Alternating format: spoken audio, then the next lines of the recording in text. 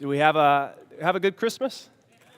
Yeah, it's so good to see so many family members still here. You might be visiting here with family. I see lots. Congratulations. Good for you. You've stuck it out. You've been with your families a whole week, and everybody still looks happy. So that's good. I got to spend a lot of time with my family too this week. I hope you did as well. Today we're going to talk about faithfulness. We're going to talk about waiting. We're kind of on the tail end of our Advent series. We're going to finish up what remains of the Christmas story as we look forward to a new year. I'm curious. I have a lot of fond memories of Christmas as a child, and I'm wondering if anybody here was woken up, earlier than 5 a.m. on Christmas morning this year. Who did you wake up at 5? 4? Yeah. Yep, I did that. I remember when I was a kid, Christmas Day, man, it was something kind of magical. There was this anticipation. You could hardly sleep. You're waiting all month long. Maybe you got an Advent calendar and you're counting down the days. And then Christmas comes and you can't help it. You just wake up early and you go and maybe you're banging on your parents' door. Like I remember, 5 a.m., 4 a.m. probably one year going to my parents' door like, "Hey, wake up! It's Christmas! It's Christmas!" You remember that? Maybe I'm the only one. I did that. Danielle, my wife, was telling me that her parents didn't let her do that. They made her, all the children couldn't go downstairs. They had a 2-story house. All the children couldn't go downstairs. They had to wait on the stairs until their parents got up. And so I don't know how many hours they just sat there as kids, just like waiting, like looking at the presents, before their parents finally woke up, and then they could all go down and, unwrap presents and eat cinnamon rolls and just have fun with family. And there is joy in waiting, and often there is eagerness in waiting, and often there is discomfort in waiting. As a child, you don't really like that feeling so much of sitting there on the stairs. Nobody really likes waiting. Nobody really likes waiting. But Advent is a season, this time of year, Christmas, it's all about a season of waiting. It's all about remembering. It's all about looking back on thousands of years of history, looking back at people who were waiting for Christ, who were waiting for redemption, who were waiting for salvation. And every year we remember this waiting season. And when Christmas comes, we celebrate. It's a joyful time because we remember that Christ has come, that God has come to be with us. And we celebrate because this ancient waiting, this searching of what is God doing? When will he make all things new? How will we be saved? And when Christmas comes, we celebrate because we know God gives us clarity, and he comes and he is with us. And so this ancient waiting is over. And so I'm throwing around Advent a little bit, but let me read this. If you don't know, Advent traditionally is celebrated as the 4 weeks, the 4 Sundays leading up until Christmas. So that kind of sometimes it begins in the end of November, usually around the 1st of December. But it's those 4 weeks. And in those 4 weeks, we reenact and remember the thousands of years of God's people who are anticipating and longing for the coming of God's salvation. The word Advent literally means coming. The word Advent literally means coming. And so listen to Noelle Piper, what she has to say about Advent. As Christians on this side of Jesus' birth, we are God-blessed, happy people. I love that. This side of Christ's birth, we are God-blessed, happy people because we know God's plan. The ancient waiting is over. We have the greatest reason to celebrate, and yet we are still waiting. Our spiritual redemption came to us with the baby of Bethlehem, but still, as Romans 8 says, we ourselves, who are the first fruits of the Spirit, groan inwardly as we wait eagerly for adoption as sons, the redemption of our bodies. Unfortunately, there is still suffering and tragedy, even for Christians. Someone we love is dying. We may be in pain. Sometimes we have trouble believing God's promises. In other words, our redemption is not yet complete. We are waiting for the redemption of our bodies, waiting for Jesus' second advent, for him to come again. So here we stand in the middle. Advent is a season of looking back, thinking how it must have been for those awaiting the promised salvation of God, not knowing what to expect. And at the same time, it is a season of looking ahead and preparing ourselves to meet Jesus at his second coming. We're standing in the middle of two Advents. We remember Christ's first when he came, and here we are waiting for the second. And we Christians, we are still waiting. We're going to finish our Advent series today by looking at a often overlooked set of people. We're going to be looking at the story of Simeon and Anna in Luke chapter 2. So if you have a Bible, you can open it up to Luke chapter 2. We're about to read their story. They knew a thing or two about waiting. They spent much of their life in faithfulness and devotion, looking for the first advent and waiting. And if we pay attention to their story, there is much that we can learn as we wait in seasons of waiting in our life, whatever that might look like. And most importantly, as we wait for the second advent. So Luke chapter 2, we're going to start in verse 22. Would you go ahead? We don't do this all the time, but if you would you stand with me? We're going to read a somewhat lengthy passage of Scripture, and I just want us to stand as we read God's Word together. So Luke chapter 2, starting in verse 22. And when the time came for their purification according to the law of Moses, they brought him up to Jerusalem to present him to the Lord. As it is written in the law of the Lord, every male who first opens the womb shall be called holy to the Lord, and to offer a sacrifice according to what is said in the law of the Lord, a pair of turtle doves or 2 young pigeons. Now there was a man in Jerusalem whose name was Simeon, and this man was righteous and devout, waiting for the consolation of Israel, and the Holy Spirit was upon him. And it had been revealed to him by the Holy Spirit that he would not see death before he had seen the Lord's Christ.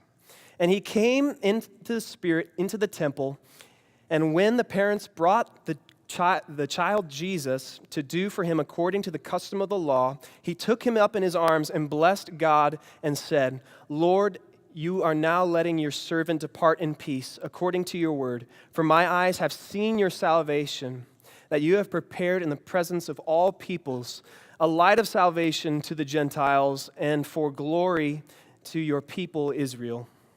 And his father and his mother, that's Mary and Joseph, marveled at what had been said about him. And Simeon blessed them and said to Mary his mother, Behold, this child is appointed for the fall and rising of many in Israel, and a sign opposed. A sword will pierce through your own soul also, so that the thoughts from many hearts may be revealed. And there was a prophetess, Anna, the daughter of Phanuel of the tribe of Asher. She was advanced in years, having lived with her husband 7 years from when she was a virgin, and then as a widow until she was 84. She did not depart from the temple, but worshiping with fasting and prayer day and night, and coming up that very hour, she began to give thanks to God and to speak of him to all who were waiting for the redemption of Jerusalem. God, we thank you for your word. We thank you, God, that you have not left us in our waiting. God, that you have sent your Son. And on this side of Christ, we are blessed. God, we are God blessed. We are happy people. We have reason to celebrate. And so this morning, I pray that you would help us to see. God, I pray that you would speak to each individual heart in this room. And I ask this in Jesus' name. Amen. Go ahead and be seated. So when we look at the example of Simeon and Anna, we're going to see a lot of life, a lot of waiting, a lot of faith. If you've been with us for a while, you'll know that we're in a series titled Following the Faithful. Following the Faithful. And I love that we kind of get to end on looking at this story, because I'm not sure there's anyone else in this Christmas story who better represents what it means to be faithful in waiting. And they exemplify for us how we ought to respond to Christ, how we ought to respond and live in our seasons of waiting as we wait for Christ. And so we don't really know much about Simeon, but we know that he was devoted and that he was righteous. He received a promise from God, and he was faithfully waiting. Anna, she exemplifies a lifetime of faithfulness and service to God. And my hope this morning is that we would just be encouraged. My hope is that we would just be encouraged. There's a lot of us in this room waiting for a lot of things. A lot of us who have lived a lot of life. A lot of us who are in our hearts desiring to be faithful to God. And I just hope that as we look at the story, we be encouraged as we see the faithfulness of God, and that we be encouraged as we see the faithfulness of these servants of His. So I hope that happens this morning. The first thing I said in your notes, if this is kind of a big idea encompassing a lot of what we're going to see in this passage. In seasons of waiting, God is working in us what He desires most, faith. In seasons of waiting, God is working in us what He desires most, faith. Faithfulness is important. It is very important. And when we look at the story of Simeon and Anna, we see that they were faithful, and they were faithfully waiting. But it wasn't all easy. A lifetime of service to God, a lifetime of devotion. We don't have all the answers. They didn't know. God had made promises, but they didn't know what that was going to look like, to see that to play out in their life. They weren't sure, but they were waiting, and they were faithful. And in their waiting for the coming of Christ, God was growing and working in them. He was growing their faith, their trust in Him. What God desired most, their faith. And so, how can we be faithful in waiting? How were Simeon and Anna faithful in their waiting? Well, the first thing that we're going to see is that they were faithful in devotion. They were faithful in devotion. If you look at verse 25, when we look at Simeon, let's look at him. He says, "Now there was a man in Jerusalem called Simeon, who was righteous and devout. He was waiting for the consolation of Israel, and the Holy Spirit was upon him." That's pretty much it. That's all we know about Simeon, and I love it. We don't know much about him. As best we can tell, he wasn't really a priest or a prophet, no one of noble birth or great significance. He was just faithful. Simeon was just faithful, and he was waiting, and he was devout, and he was waiting for the consolation of Israel, and the Holy Spirit was upon him. And perhaps more than anybody else in all the Christmas story, we looked at the shepherds and the wise men, we looked at Mary and Joseph. He gets it. Simeon gets it. When Christ comes into the temple, he sees him for who he really is, the Messiah, because he was faithful in his devotion. For many years, he had received a promise from God, and he was waiting, and he was faithful in his devotion. And that's one of the things I love about the Bible. One of the things I love about God, all of the time, all over the place, we see God using ordinary people to do amazing things. Or perhaps I should say, God using ordinary people and working in their lives and allowing them to see and to participate in the great things that he is doing in the world and around him. Simeon was an ordinary person. But see, I think he was used of God in his faithfulness and his devotion.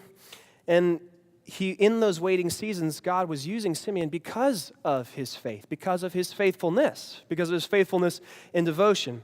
I mean, when we think about it, think about what Christ often said to his disciples. Do you remember when he had one very common rebuke that he would give to his disciples? He would say, "O you of little faith. O you of little faith." When the disciples would doubt, his biggest critique to them would be, "Oh, you of little faith." Other passages in the scripture we see Jesus is strange, it's peculiar. He goes into certain towns and it says he couldn't do many miracles there because there was little faith. Interesting. God uses the faithful, those who have faith. What about Anna? In verse 36 it says, there was a prophet, Anna, the daughter of Phanuel of the tribe of Asher. She was very old. She had lived with her husband 74 years after her marriage, and then was a widow until she was 84. She never left the temple, but worshiped day and night, fasting and praying. So Anna was probably 84 years old. Depending on how you read those couple of verses, some scholars think she may have been 100 years old. And so she had lived a life of faithfulness. And even in her old age, she was not slowing down. Her commitment and her devotion to the Lord was remarkable. It kind of makes us consider our own life, doesn't it? Our own devotion, our own faithfulness. When I hear the word devotion, one thing I think about is my grandparents. Like I said, we got to spend some good time with my grandparents over the last week or so. This year, they celebrated their 65th wedding anniversary. 65 years. You don't hear that one very often. It's funny. They often joke about how long they've been married. My grandpa or my grandma will just be poking at each other and they'll be like, "Well, I guess it's going to work out. I think we'll keep going." Or, it's like, "Oh, all right, Grandpa," whatever you say.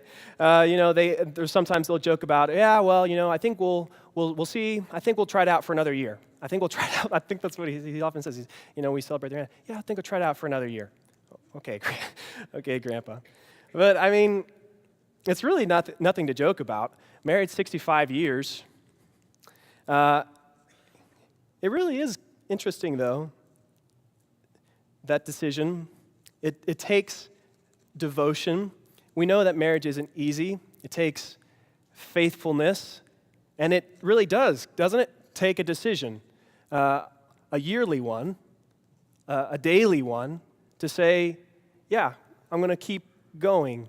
I'm going to keep moving on. I'm going to stay steadfast, faithful in my devotion. And I'm going to keep pressing forward. It's a daily decision. Marriage, it's a daily decision. And in the same way, you and I have to make daily decisions to be faithful in our commitment and our devotion to God. It's a daily thing. It's not a one-time decision. We don't walk an aisle once, pray a prayer once, and that's it. That's not what the Christian life is about. Jesus said, "Come, follow me. I will make you fishers of men." When we follow Christ, we follow him daily. It is a lifetime of faithfulness and devotion, every day waking up and saying, "Today I will follow you. I choose to follow you, put my trust in you." So how are you doing?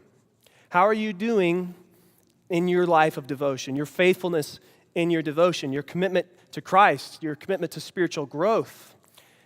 Are you spending time in prayer? Are you getting time in his word? Yesterday, I was out in our front yard. My wife and I recently bought a home, and it is still a bit of a work in progress. We don't have any of the drip systems working on any of our plants, and so I have to go out in the front periodically and water them with the hose. And so I think, I'm really pretty bad at it. I'm not faithful in my devotion to my plants. And so my plants are dying frequently. And so I get my hose, and I walk around, and I'm about to pull it. It's like a 50-foot hose. It's not big enough. And so I go out, and I water all my plants. I just sit there, and I look at my dying plants, and I'm like, okay, like, drink up. And I just soak my plants, and then the water, like, pours into the street. It messes up my rocks. And I'm just going to go fix that later. Got to get a broom. And I sit there, and, okay, drink up. Please don't die. Please don't die. And I just, like, flood my plants because I know that I'm not going to get out there the next day to do it because I'm really bad at it. So I water all my plants, and then they flood, and then I take the hose, and okay, now it's done. And I wonder if we are taking care of our souls the same way that I take care of my plants. I wonder if we look around at our life and at our soul and go, oh, this part of me, it's dying. I can see it. This part of my walk with Christ, it's suffering, it's sagging a little bit. And so we get out the hose, whatever it might be. We read the whole Bible in one sitting, or we go to a church, we listen to a podcast or a conference, and we're just all right, soul, drink up. We just flood our souls. We think if we just pour enough in there, okay, then maybe that works. My plants come back to life a little bit, some of them, after I've soaked them for a while. But not all of them. In fact, you can actually kill a plant if you give it too much water. I think we can probably flood our minds a little bit too much, too, with too much information. But see, in our devotion, the way we take care of our souls shouldn't be the way that I take care of my plants. Our devotion to the Lord is to be daily. It is to be a steady drip of water, consistent, faithful, continual watering of our souls in prayer and devotion, in commitment to God. It's a decision we have to make daily. We have to choose to daily devote, to be faithful in it. Timothy Keller said in his book on prayer, he said, the infallible test of spiritual integrity is your private prayer life. So it's so convicting, it's so humbling. The infallible test doesn't matter how spiritual you think you are or how spiritual you look on the outside. Somebody can look at you, oh, they got their life together. They're a really spiritual person. I can see it. Well, no. The infallible test, spiritual integrity. It's your private prayer life. The time that you spend when nobody else sees, when nobody else is watching, your time with God, your prayer life. It's convicting to me. I want to know how to pray. I'm still learning how to pray. I hope you are too. A faithful devotional life. To be faithful in devotion. To be consistent. A steady drip of daily moments with God. And in our faithful devotion, God is working in us what He desires most, faith. In the waiting moments in your life, God is working. And when you are faithful in your walk and commitment with Christ, He is working. He is working on your faith, growing you. The second thing, when we look at how do we stay faithful in our waiting, we ought to be faithful in service. Faithful in service. Simeon and Anna were faithful in service. Look at Anna, verse 36. And there was a prophet, Anna, we've already said this. She was very old, and she had lived with her husband 7 years. So she was 84 years old. We don't, if the years get a little confusing, but for decades, she never left the temple, but worshiped day and night, fasting and praying. She gave her life after her husband died.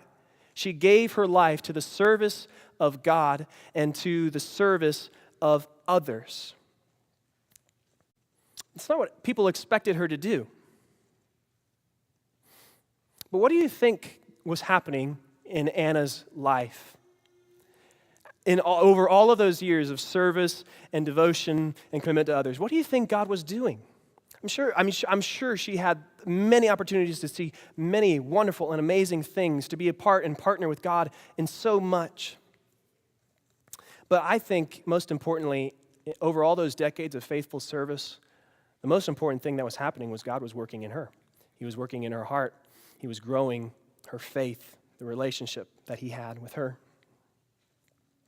The words that we all hope to hear one day from Christ, Matthew 25:21. His master replied, "Well done, good and faithful servant. You have been faithful in a few things. I will put you in charge of many things. Come and share in your master's happiness." Well done, good and faithful servant. Not good and successful servant, good and powerful servant who did many great things. No. Well done, good and faithful servant. To be faithful in service, it's important. It's how our faith grows. When we don't know what else to do, when we don't know what else, what is happening in our lives, we are to remain faithful in service of God and others. Real quick, it's New Year's is coming up. I did a quick Google search, looked up some New Year's resolutions because I was curious what people are resolving to do. It's always the same stuff, they just word it differently.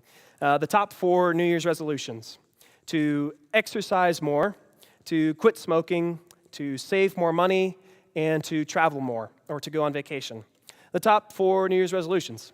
We pretty much make those all the time, every year. People are resolving to do the same things. That's not bad at all. In fact, I also am resolving, I think stewarding physical health and wealth and our money and all those things is very important, and we should do those things. I hope that I will be able to get in the gym a little bit more this next year. But what's interesting, one thing I noticed about all these New Year's resolutions, they're all self-focused, aren't they? They're all about us in a way. You see, I think we've bought into the lie that a better version of ourselves is what is going to make us happy.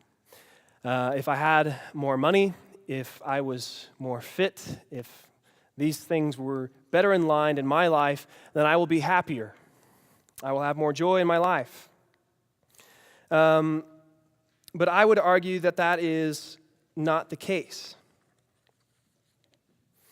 See, I think I would argue, and I think Jesus would argue along with me, he would agree, that there is more joy and happiness to be had when we turn our attention off of ourselves and when we turn our attention onto others and to God. Because when it's all about me and my health and my wealth and all these things, we turn in and we turn in and we turn in, and it gets crushing. And because our lives, we become blind. We become blind to what God is doing in the world, and we become blind to the needs in other people's lives.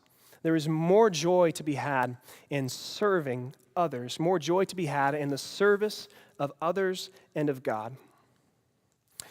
Jesus said, "For the Son of Man did not come to be served, but to serve and give his life as a ransom for many." Mark 10. So as we're looking forward to the new year, I want to encourage you to serve. I want to encourage you to be devoted in your faithfulness. So if we're going to resolve to do anything, let's resolve to do that. Let's resolve to be faithful in devotion, and let's resolve to be faithful in service of others.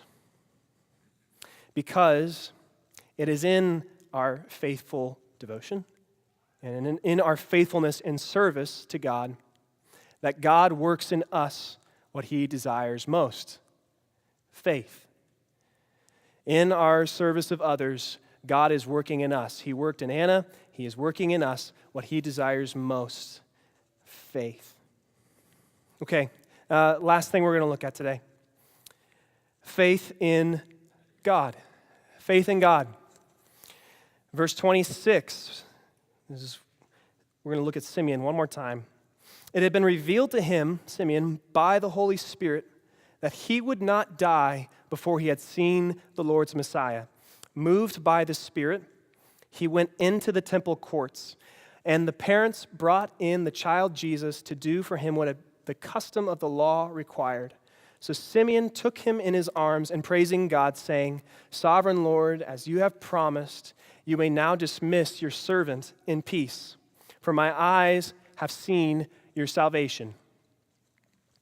Simeon and Anna were faithful in their devotion. They were faithful in their service. But most importantly, it wasn't about what they were doing and what they did. It was the object of their faith. They had faith in God. They had faith in a faithful God.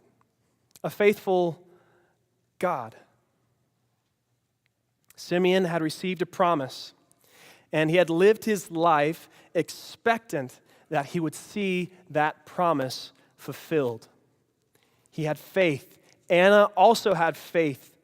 She, when after her husband died, she could have chosen to remarry, to live a life that was a little bit easier, to live a life that was more comfortable for her. But instead, she trusted that God would provide for her daily needs as she lived her life out in service for others. So what about you? What about you? Do you have faith in God? Is God faithful? Is he? Have you seen him be faithful? Have you? Your life. Have you seen God be faithful? Where have you seen it? Where has God been faithful in your life? Because there are people in this room right now who aren't so sure. There are people in this room right now who aren't so sure in God's faithfulness, going through a lot of tough things. People are battling cancer, going through divorce. Maybe this year around the Christmas table there was an empty chair.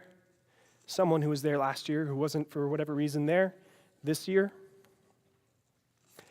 They need to know, people in this room need to know, is God faithful? Have you seen him be faithful? I want to try something. So if you'll repeat this after me, I think there's power in our words when we speak together. And so I want us to say a few things together. Say this after me. God is totally faithful. What he has said, he will do. If I can trust him with my eternity, I can trust him today. Let's say it again. God is totally faithful. What he has said, he will do. If I can trust him with my eternity, I can trust him today. Has God been faithful? Yeah, he's been faithful. We serve a faithful God. So one last thought as we close. How do we have faith in God in the seasons of waiting? How do we have faith in God in the seasons of waiting? Well, we are faithful in our devotion. When it is difficult to pray, when it is difficult to read, we get up every day and we pray and we get in the Word. When we don't know what else to do, we don't look into ourselves, but we look to the needs of others. We are faithful in service. We have faith in God. And while we wait, we remember his faithfulness in the past. We trust his promises in the present, and we look forward to the second coming of the Messiah at the consummation of his kingdom. So we look, we see where he has been faithful, we remember. We remember his faithfulness. We trust his promises for today, and we look forward to the hope of the future. So, where do you need to be faithful? This year, I like the New Year's. I love Advent. I love this time of year. We look back and we remember, we see God's faithfulness, and then we examine, we look ahead. We look ahead to the new year. It's great time. There's this sense of rejuvenation and newness. Where do you need to be faithful? Where do you need to be faithful? Where do you need to serve? Where is God working in your life? Where is He growing your faith? Are you in a season of waiting? What is God doing? So we stand here in the middle between the first Advent and the second, and just like Simeon and Anna, we look back and we remember that God is faithful. He has been faithful in the past. He'll be faithful today. We trust His promises in the present, and we remain faithful until He returns. Let's pray.